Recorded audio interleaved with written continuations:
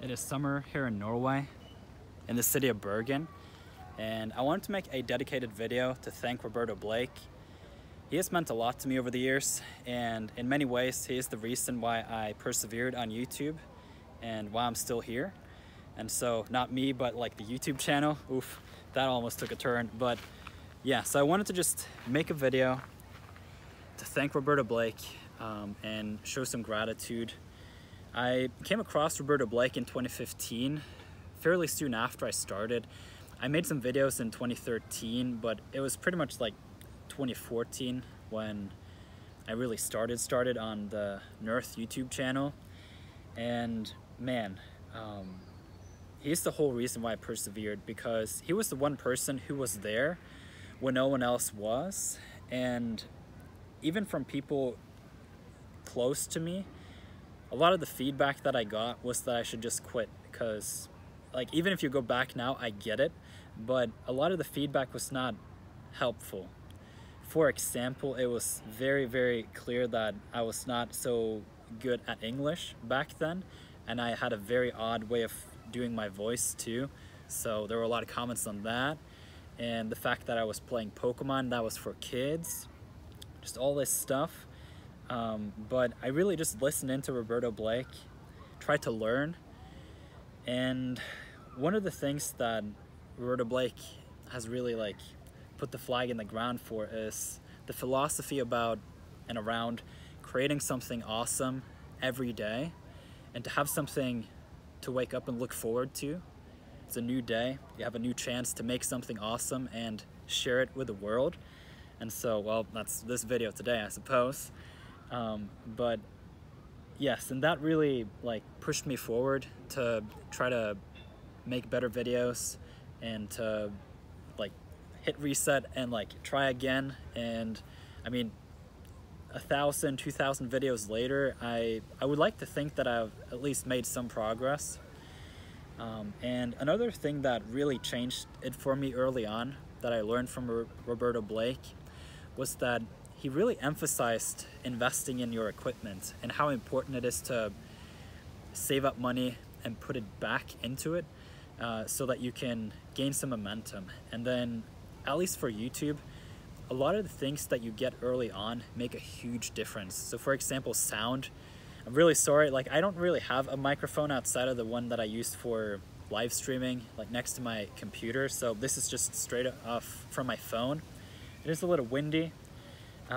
But like getting a microphone, getting a proper computer to edit on, it's something that can feel a bit expensive at first, and it sure is, but if you really want to go for it, you really need to invest in your equipment. And it's one of those things that sound obvious, but if you really emphasize it and consider it, it can make a world of difference. So for example, based on that advice, I saved up and got a really good computer in 2016, and that was the make or break deal if or not I was going to be able to make all the how-to videos. Because I don't know how familiar you that are watching this video right now are to my channel, but I make Pokemon videos once a year or so. There's a new Pokemon game, and then I make 100 to 200 how-to videos fairly quickly, like right after the game comes out. And there's no way that I would be able to do that if it was not for the fact that I had this in the back of my mind: invest in your equipment. And so I ended up like spending all of my money and selling everything that I could that was worth money to get this, like, I don't know if it was $4,000 or what it was, but it was like an editing machine, a monster. And if it was not for that, like, the channel here would not be here today at all. It's not possible to produce that kind of volume of videos. We're talking literally 120 videos in a weekend. It's insane without the equipment. And if it was not for Roberto Blake, that whole timeline would not exist. It's kind of crazy to think about. And the next thing is, I don't know if this was originally from Roberto Blake. I kind of feel like it was, but at the very least, I know that he's talked about this, and it is to make 100 crappy videos. This is something that for some of you who haven't had a YouTube channel before, or maybe you've started but never really gotten to like progress too far. 100 videos is what it takes for a lot of people to actually get somewhere. Comfortable with being on camera, okay with like figuring out sound and picture and structuring a video so that it's at least somewhat interesting, you know? And 100 crappy videos, like if you look at a lot of the bigger channels today, that's what it took. Like, I don't know, it's like Marcus Brownlee is one of the examples. Like, I think he made like 74 videos or something like this to break 100 subscribers. Like, it takes a lot of work. And that was also something that I like started thinking about in terms of YouTube from listening to Roberto Blake. And then next up, I would say SEO, search engine optimization, which is how well your videos rank when people search for things. That was also from Roberto Blake. Like, that was one of the like specific skills that Roberto Blake taught me.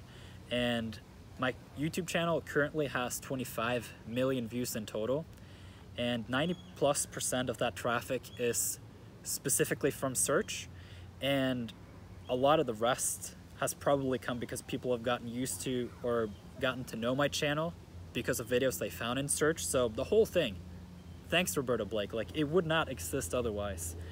And essentially the consequence of that, 25 million views. Another thing Roberto Blake talks about is if you have a side hustle, it can be that $10,000 a year raise that you're looking for, or $5,000 or even $2,000. Like it can make a big difference if you put in some extra time in your leisure to work on something and just like carry it all the way out and see where it takes you. And so that's what I essentially did here with the YouTube channel, and that's made college a lot easier during those years that I did that.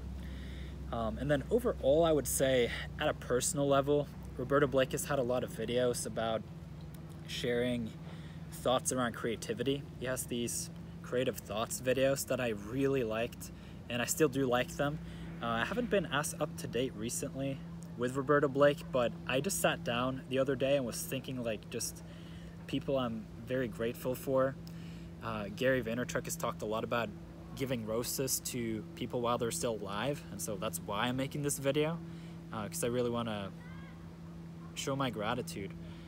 And yeah, the videos on creative thoughts, creativity, maybe some like heavier topics like depression in that mix, because those typically go hand in hand if you're really creative, unfortunately. And then yeah, there are also some things when it comes to being financially independent and how to structure your everyday and think about money that Roberto Blake has also helped me a lot with. I don't know specifics there, but I mean, you can probably just look up his YouTube channel if you're interested in any of these things. And then last but not least, Roberto Blake was the one who introduced me to Gary Vaynerchuk. So I came across Roberto Blake in the summer of 2015, and then around November, after having watched Roberto Blake like daily for months, it was just, I'd heard this name, Gary Vaynerchuk, Gary Vaynerchuk, Gary Vaynerchuk, and at some point I was like, who is this Gary guy? I need to figure it out. And as many of you may know who are familiar with Gary Vaynerchuk, he's a really interesting and unique individual, and so your first impression may not be the most accurate in the world of who he actually is. And my kind of reaction or first impression was, wow, who is this? And how come Roberto Blake so confidently like really puts him on a pedestal as being a North Star, like a guide, kind of what Roberto Blake is to me. So at least that's my interpretation of it. So what I want to say with that is just like Roberto Blake and Gary Vaynerchuk as a combo there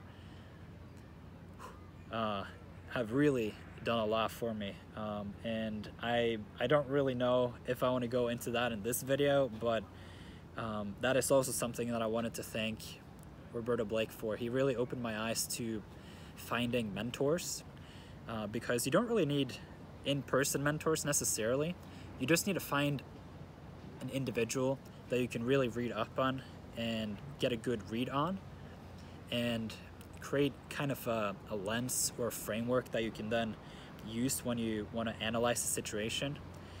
because it's so valuable. Like if you can collect a couple philosophical lenses to look at the world through, you can get a really good perspective on things.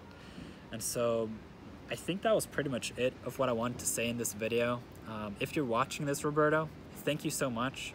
If there's anything I can ever do for you, just like let me know and I'll do it, and see what I can help with long term too, because you're an all-time dude and I wish you the best. So thank you so much for watching, for everyone else, and I hope you have a great day.